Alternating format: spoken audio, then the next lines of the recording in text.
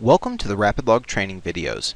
Today we are going to show you how to import your fuel data that is saved in the COM data format. The first thing that you'll need to do is you'll need to contact your fuel card provider to get the raw data file. After you download the raw data file, you can then import that into the RapidLog system. To import the fuel into the RapidLog system, the first thing that we're going to need to do is we're going to need to take a look at the COM data file that we downloaded from our provider to see how many digits we're including for the fuel card numbers.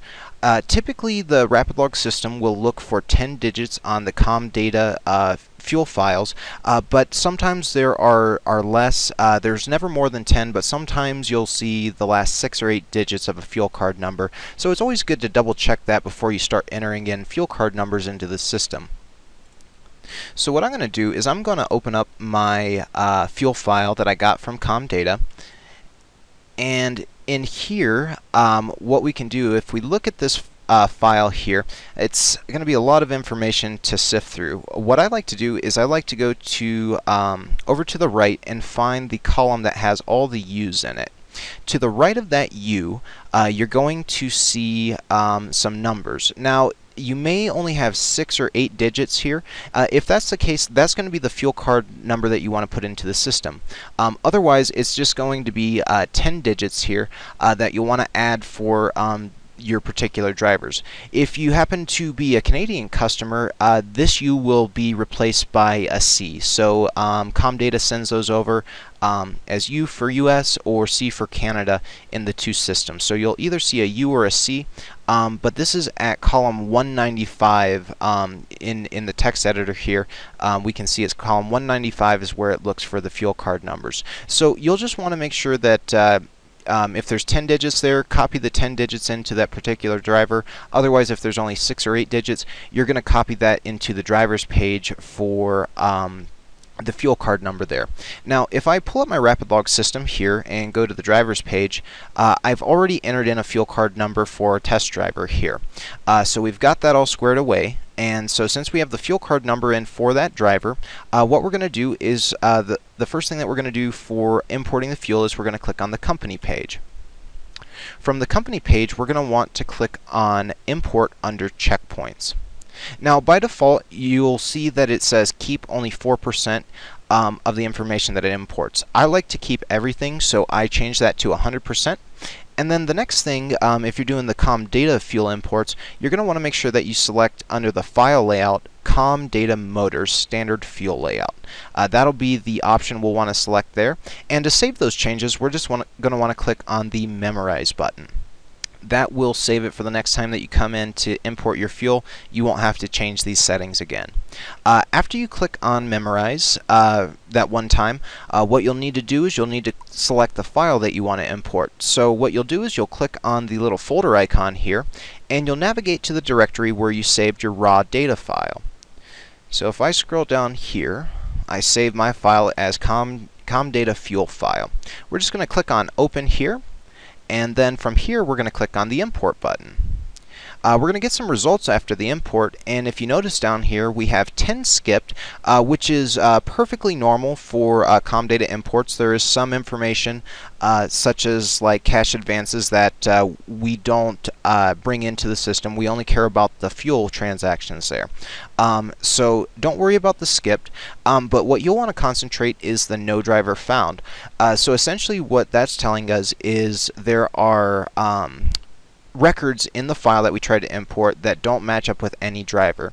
So if we wanted to look up the fuel cards or the fuel transactions that didn't get imported into the system, we can simply click on the details button, and from here it'll pop up a little notepad window, and it'll show us what fuel card number it was looking for here.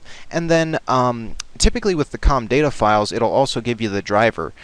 So you can easily use this the details here to see which fuel card numbers you still need to add into the system there. But essentially, if you had all of your fuel card numbers in the system, all your drivers were running on those fuel cards, you would see a number under the import. Now, since I only have one driver with a fuel card number in the system, it only imported 2 records for us. So let's go take a look at those records that it imported. To do that, we're just going to click back on the drivers page there. And from the drivers page, we'll click on checkpoints to see what it imported for this particular driver. So we can see here that the timestamp on the fuel was in Central Time, and my local terminal is set up to Mountain Time. So it's going to take that timestamp and adjust it to your local terminal. From here, we'll get the location, and then we'll get some statuses on needs review.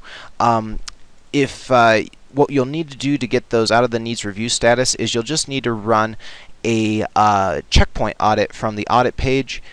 Just do the pre-screen checkpoints, uncheck the high speed, and click on start, and then that'll check against your rules. Now, before you do the audit, what you'll want to do is you'll want to click on the company page. And from the company page, you'll click on checkpoint types under checkpoints. Now, if we go down to fuel, we're going to see the rule that we have set up for this particular company. What I like to do is I like to say the driver must log at least 1 minute, and then we can decide how long we're going to give the driver to notice fuel. So right now I'm giving the driver an hour window by giving him a half hour on either side. You can increase that or decrease that as you see fit, but a pretty standard value would be 30 minutes on either side, giving the drivers about an hour to log their fuel.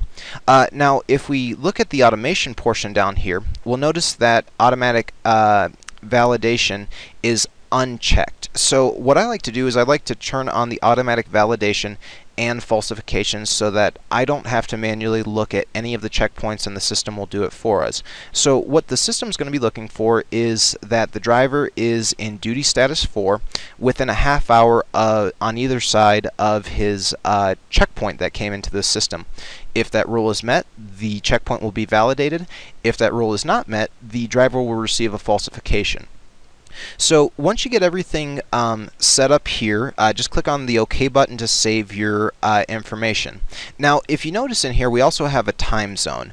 Typically, fuel card providers are going to keep track of the fuel in the Central Time Zone only. There are only a few fuel card companies out there that note the time based on the location that the driver fueled from, but most of them will be in the Central Time Zone as far as the tracking goes. So you'll want to more than likely set that up to Central. If you're doing something other than COM data, you may need to adjust that, but for COM data users, we're going to set the time zone to Central there if it's not already set.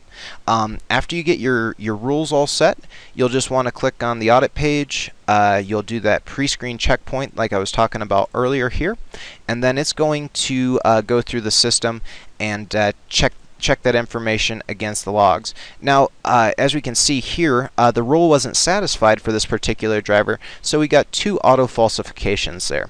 The only other statuses that you'll see are not enough data, which just indicates there's no log for that particular day, and the other status that you'll see is auto verified, meaning the driver satisfied the rule.